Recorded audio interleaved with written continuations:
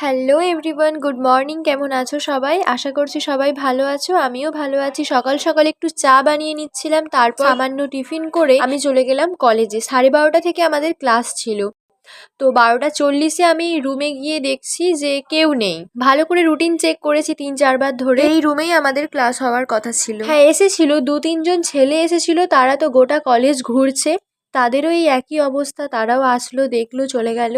তো আমি সেকেন্ড ফ্লোরে গিয়ে দেখি এরকম একটা মৌচাক কলেজেরই মধ্যে হয়ে আছে। ওখানে একটা ছোট আর এটা বড়, মানে এদের পেছনে কেউ লাগলে এরা তোমার পেছন ছাড়বে না, এইরকম টাইপের মৌচাক হয়েছে। মায়েরা তো বুঝতেই চায় না, তারা শুধু বলে তোরা কেন বাড়িতে বসে থাকিস, তোদের কি ক্লাস হয় না? ক্লাস হয় না, সত্যিই হয় না। 60 টাকা করে খরচ করে কলেজে না গিয়ে বেকার ঘরে বসে থাকাই ভালো। তারপর যেই দিন ক্লাস হবে সেই দিন এসে বলবে আমরা তো ক্লাস করতে আসি, তোমরাই থাকো না, আমরা বেঞ্চকে পড়িয়ে পড়িয়ে বাড়ি চলে যাই। হ্যাঁ, তো স্যারেরা এসেছিল, বেঞ্চকে পড়াচ্ছিল, আমি দেখলাম।